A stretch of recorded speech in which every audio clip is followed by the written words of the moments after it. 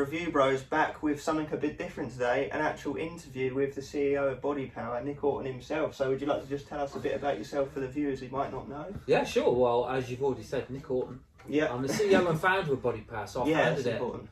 12, 13 years ago now. Can't believe it. I had a bit more hair back in those days. We can both agree with that for us. And like in the past, I've done loads of stuff before that, because I'm 51 this year. So you know, I've done loads and loads of stuff, but I have, like, the last 12 years doing Bodypower, I've just loved it because I'm a fitness fan. Started Bodypower because I was enthusiastic about fitness, wanted to do something different, so you know, that's what I've been doing. Yeah, and we've sort of seen the growth of that, haven't we? As we've been attending through the years. So yeah. How many years have you guys been coming? I think It's you've got to been be a couple before me, haven't you? Yeah, you got me into it. Yeah, probably a good 9 years back when it was back in London. So. And for me, like 7, I'd say 6 or 7 at least. So Yeah, it's good to see it develop over the years. It's been insane. Yeah, definitely. It's obviously growing more and more, but that's one of the questions we're going to obviously ask. Yeah. Oh yeah, sorry, I'm ruining the No, audience. no. So yeah, great stuff. So the question that actually leads on to say, where do you see the direction of Bodypower going? So we personally thought the earlier days were more bodybuilding orientated, and obviously as it's grown, it's become more and more diverse. So what direction do you really see it going from now on? Well, that's a really good observation you've made. You know, when we started Bodypower, actually it was bodybuilding, powerlifting, strongman, and martial arts. Yeah.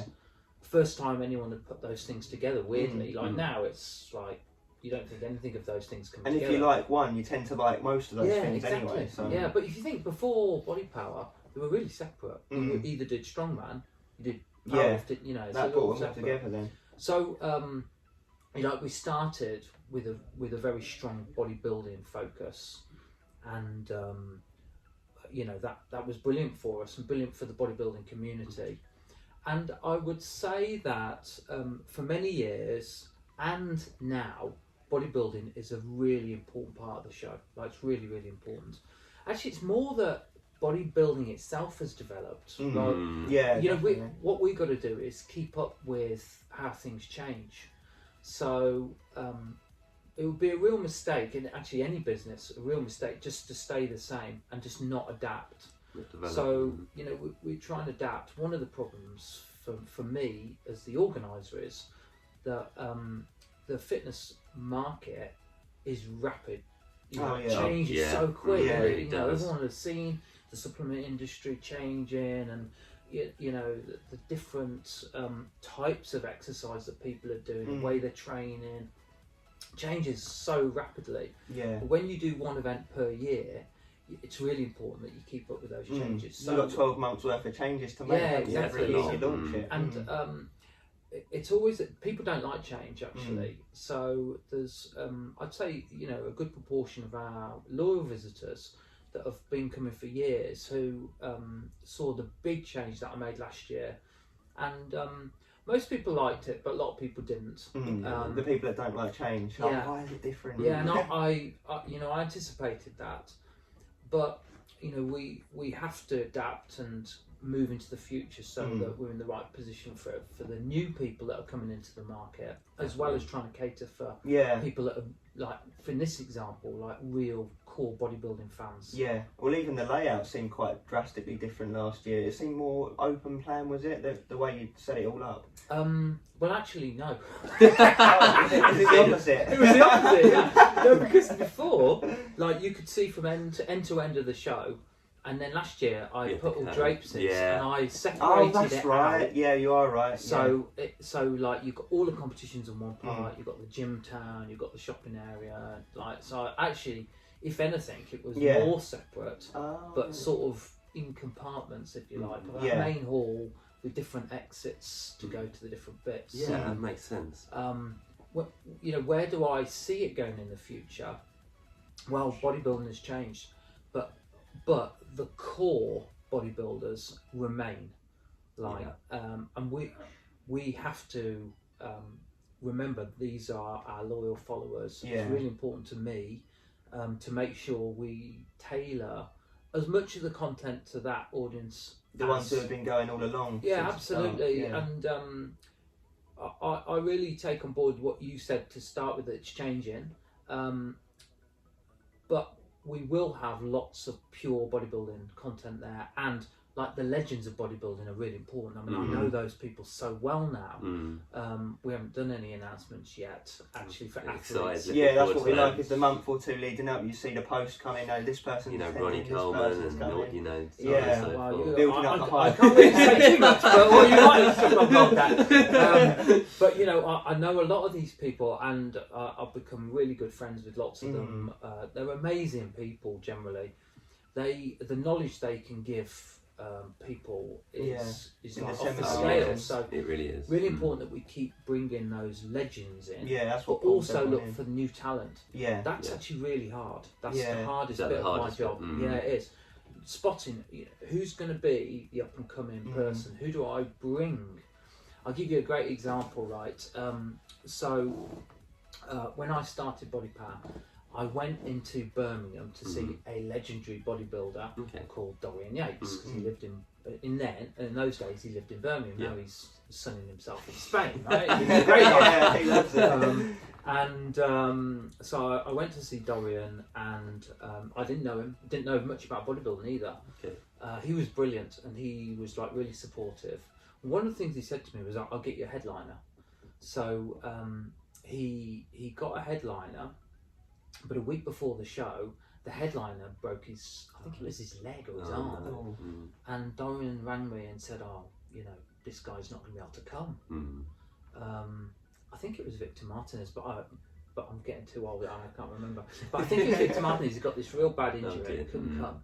And Dorian said to me, but don't worry, I've got someone else who's up and coming, and I think he's going to be huge. But I don't know, but do you want me to get him? And I was like, yeah, if you think he's going to be good, I'll take your word for it. You're a legend. Do you know who that guy was? I don't know if you know the first guy that I brought over. So his name was Kai Green. Oh, really? Yeah. And he'd won, I think he'd won the Arnold in Ohio, but he wasn't known at all. Dorian spotted him. It's a good spot. He came over. He was amazing. He was absolutely amazing. He's very charismatic, isn't he? Yeah, he's got a lot of followers. I mean, and obviously now he's just like globally famous. Yeah, he's in Stranger Things, the program, and all sorts. So. But spotting those people up and coming. I mean, Dorian did that. No, I don't claim any credit for that. That's the tough thing. Yeah, because you want to bring in new talent. Yeah. So any suggestions you've got, any viewers have got any suggestions, then let me know what they are. Definitely will. I always listen to all suggestions. Anyone that's got anything, then should send them through. Definitely. Yeah, and that moves us into question 3, which we obviously Bodypower isn't a UK only event. Tell us the global reach of Bodypower and where it plans to extend to in the future. What's your end goal, which was another question we were going to ask, but it kind of ties into this one as well. End goal's easy because I started this with a ridiculous end goal, and we know what that's going to. That's the reach of, or influence a billion people. Yeah. And back 12 years ago, and I didn't really say anything to anybody then, but I'd got it up here as this. I mean, I'm into long-term goal setting, right? That's kind of what we do. Even just with our channel, we've got to set ridiculous. I think you've goals. got to, haven't you? Yeah. Set something really that seems really stretching.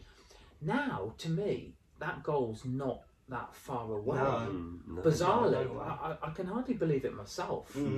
But that's what it was. Reach 1 billion people. To do that, I had to go to Asia.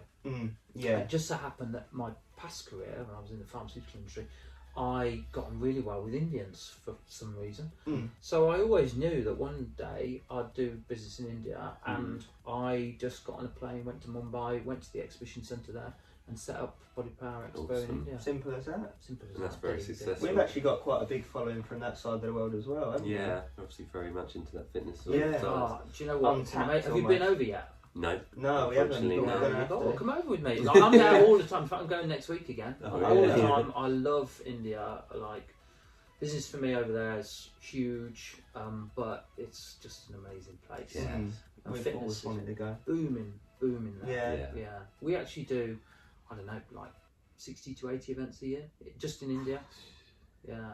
But we are global, so we've managed to stretch the Bodypower brand to loads of different countries, and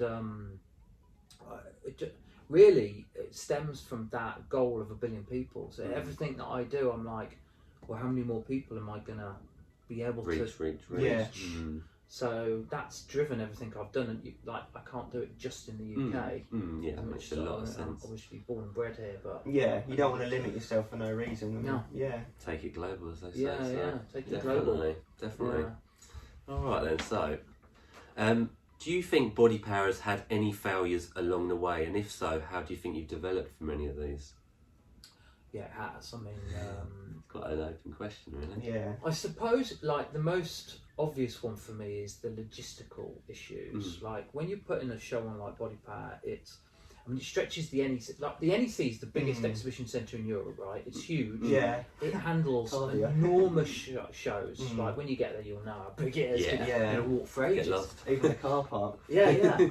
But we stretch it to its absolute limits. We use all the car parks, north and south, are the split, and we really challenge them because the unique thing about Bodypower is that our visitors are so loyal and enthusiastic. Yeah. Most people get there early, right? Because they want the full day. And we really go. We really put a lot of effort into making sure the content's really good and we get the best speakers. Yeah. As you'll know. And that there's loads to do. Loads to do. The whole day. Because I want to see, like, you'll see me stood on the doors lots during the show. But I love to see people walking out with a smile. For me, it just makes me feel happy, I guess.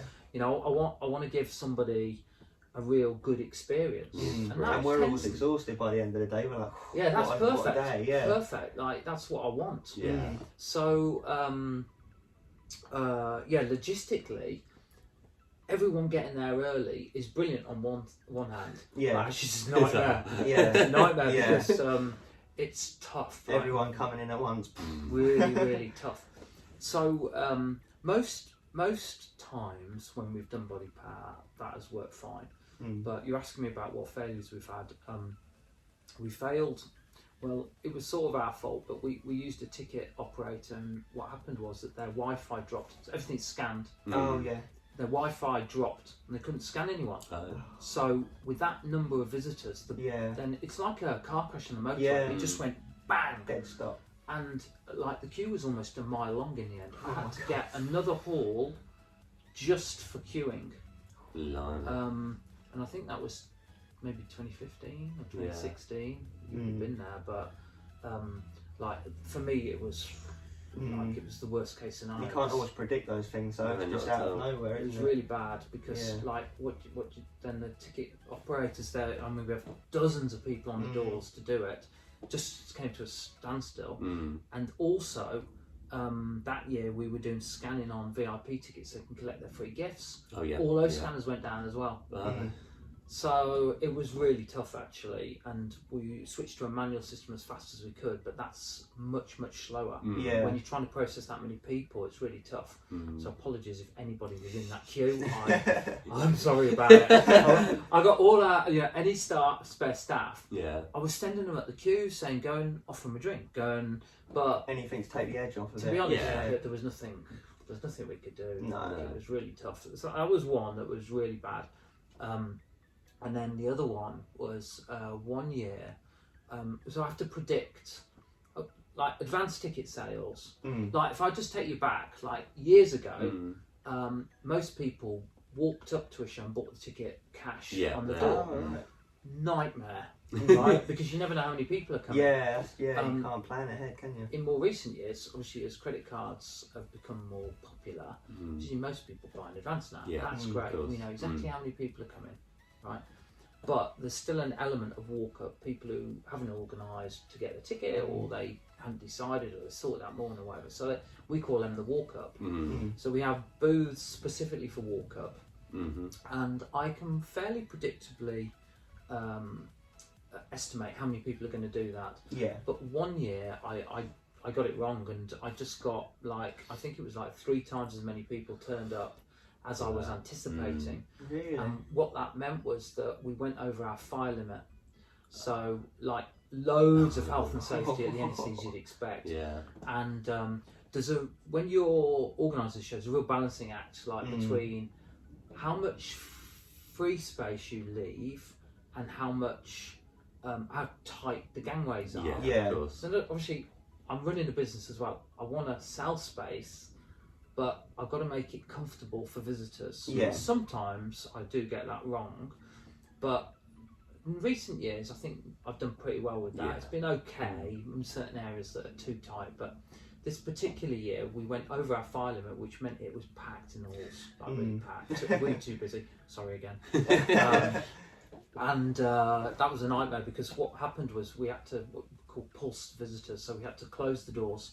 Those people that walked up, they were not allowed in until people had left. Okay, It was a yeah, so an nightmare. in and out system. So why did the walk-in increase so much that year compared to previous I years? don't know. Is Honestly, that I don't to this day. know. It's crazy. It's One of those things, I guess. It's A lot of nice in local one way, people but catching that's on. a good problem to have. Yeah, yeah. Yeah, You know. definitely. So they're probably the most memorable errors. I mean, there's other stuff like, you know, where the celebrity athletes go Yeah. and making sure they get up on time. You know, we've had times Oh, where yeah. athletes, Strolling in generally late. speaking, are not very good at early appearances. So, you know, I remember like going to the hotel.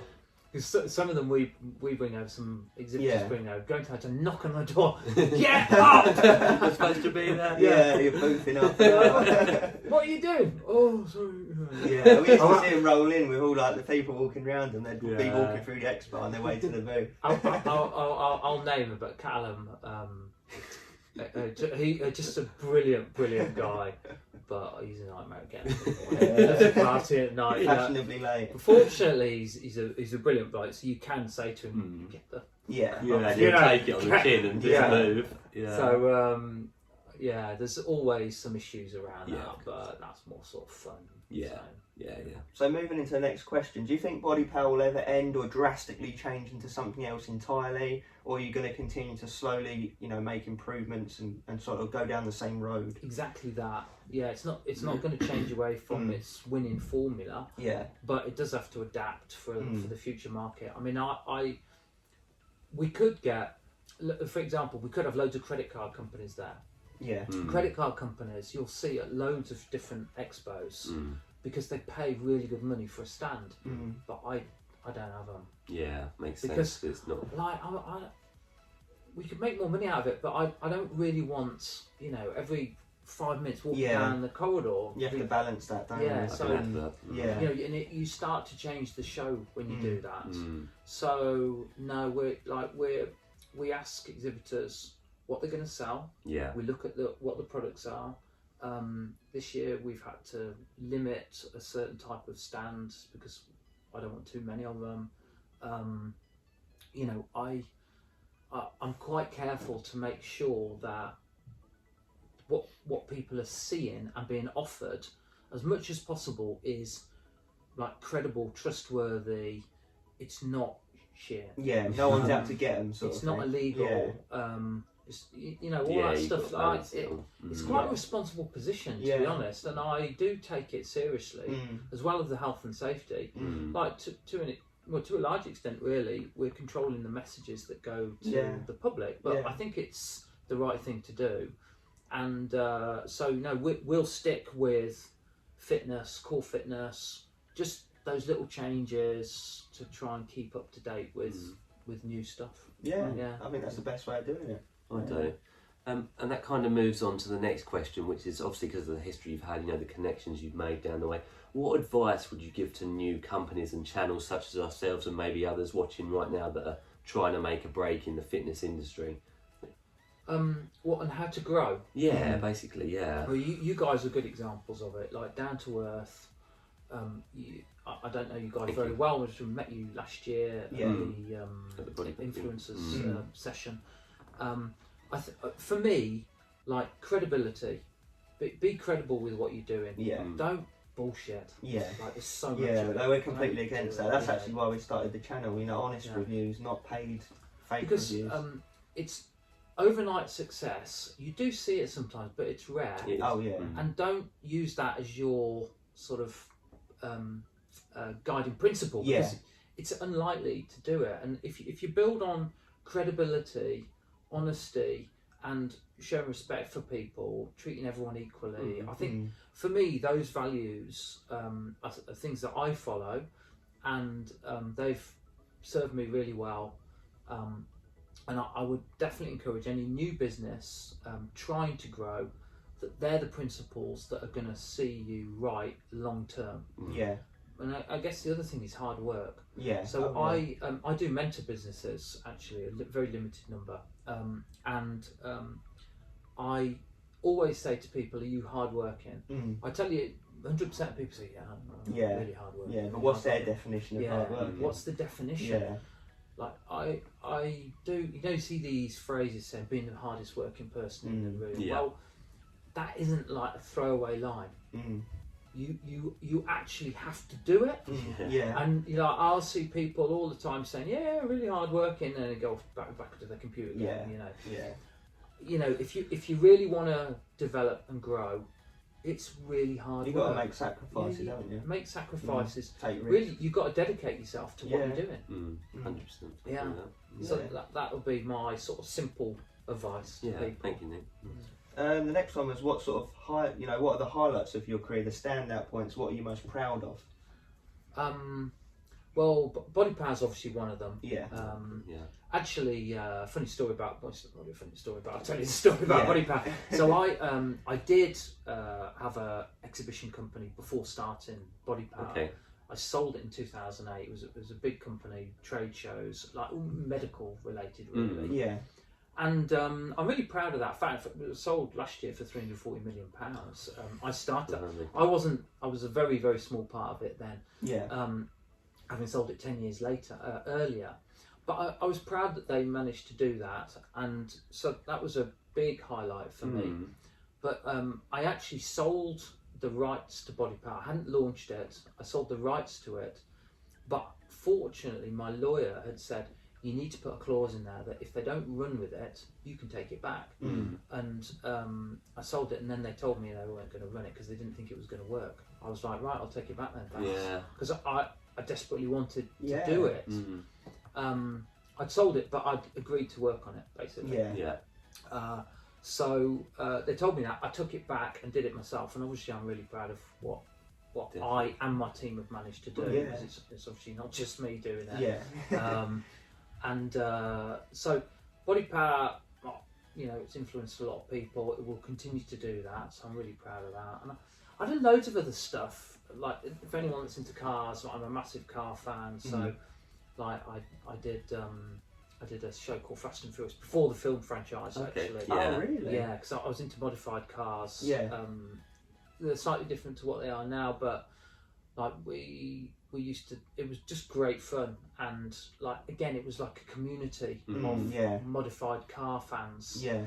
So I'm really proud of that, because it was an amazing few years when I was doing those shows, and I guess I've got my gym chain. I've got lots of different interests that I'm able to do now, and it's great to have been able to do it. Yeah, definitely. What cars do you drive out of curiosity then, if you're into modified cars? Well, I haven't got a modified car. I've got a Range Rover at the moment. I'm a Porsche fan, so I have a 911 and a nice. Range Rover Sport. Lovely. Actually, I've got the PF, which is the hybrid Range Rover. So it's 400 brake horsepower, but 85 miles per gallon. Oh my god, sweet spot, best of both worlds. It's brilliant, except it's broken down 6 times so far. So Range Rover, sort that out. Good morning. What have we got next? Okay, so it kind of relates a bit more back to our channel as well. What is your opinion of the supplement industry and sort of how much of Bodypower is taken up by supplement companies? Yeah, that's an interesting question. Well, the supplement industry is fascinating, and it has changed so much. I'd say it's a story of two halves.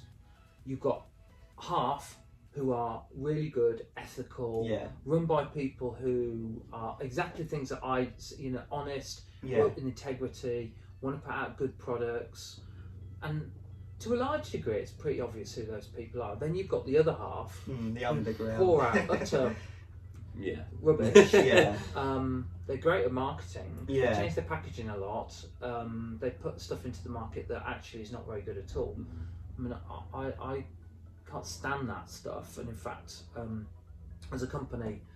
It's actually an Indian company. That they sell a lot of product. They actually put a claim out that they've got this new product that turns fat into muscle. And I just thought that's the that's a worry, isn't it? You know, how can you say that? Yeah. So I think it's a fascinating industry. Like I say, there are some people in it who are just brilliant. Yeah. And that they've been brilliant for Bodypower. Yeah. They supported us. They've gone on to change a lot of people's lives, develop really good products. Yeah, it's such a wide, diverse market as well. Really. Yeah. Bodypower's grown a lot on the supplement industry. Actually, you know, we did peak where the market was such that there were loads of supplement companies, some very dominant ones, and we had a lot of, well, pretty much everyone came to Bodypower. That a few years ago that changed. There was a lot of come together of companies. Some of the smaller companies dropped off. Actually, a lot of the rubbish ones went, which is great. Yeah. You know, the nitrogen spiking. I don't know. Yeah. That from a few years back. That got rid of a few companies, fortunately. So I think we're left in a much better position now, and the companies that get involved in Bodypower are slightly different. We've seen a huge change actually in the type of supplement company that's coming to exhibit. It's really interesting, massive change. This year you are going to see some really good new companies that have come through, really good. Yeah. But it's really pleasing to see that actually, like I say, that the crap half The ones fading. fade away, as you'd expect. They made some money and then they've gone away. And the good ones are rising to the top. They're rising to the top. Yeah. Now's the time. Like some of those products are really good. I'm actually looking forward to tasting quite a lot of stuff. Yeah. Big rise in vegan products, of course. We see a lot of health stands, and I see the flavours and the tastes of the vegan products have like 100% turned around, and they used to taste horrible. But, you know, they're starting to really get their act together and finding some good taste. And now there's a massive drive and need for it. They're really developing quickly. Increasingly, So, and obviously the bar market's been amazing. Now we've definitely. actually got some real good tasting bars, again with good macro breakdowns. So I think that's really positive as well. I mean, it's offering the same things that non-vegan products are offering, so they're not having to sacrifice anything for the fact it's vegan. Look forward to trying some of them.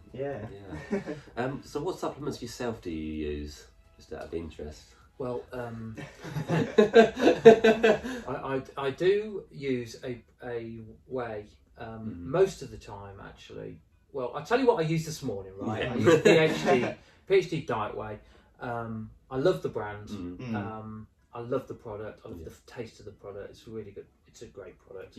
I'm laughing because I get sent lots of stuff. I can imagine. There's some really, really good products out there. So I wouldn't say that I'm loyal to one particular brand because I like lots of brands. So I tend to mix and match depending on how I'm feeling, and I like the intra-workout stuff. I don't tend to use pre-workouts myself. I do use whey. I don't tend to use isolate, and I definitely don't use mass because I just don't need it. At my age, I don't like. I don't use it. But in India and in Asia, we produce our own supplements. So like whenever I'm in India, I use Bodypower Nutrition, of course. And I was very involved in the formulation of those products, benchmarked against the best in the market. It's a really good product. Really, I'm very proud that I've got what I consider to be the best quality products on the market, and they taste brilliant. So I use those, and I'll get some for you to. I was going to say we have to review them. We don't sell it outside of Asia, actually. Really, out of respect for the companies that have supported us in the West. So we don't do it, and makes sense. So, like I said, you've got to come to India. We will have to do, definitely. We've got one more question that we've actually written down. It's quite an interesting one, but how has the internet and social media sort of affected the fitness industry and Bodypower itself?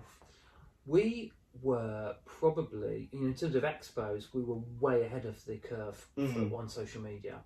And I don't take too much credit for that. It was Ollie who was my business partner. He's left the business. He left the business a few years ago. Okay. I bought him out of the business. We're still great mates. In fact, I'm seeing him tomorrow. He's gone on to do lots of other things, including his clothing brand. Oh, cool. Six Figures is his clothing brand. Oh, okay.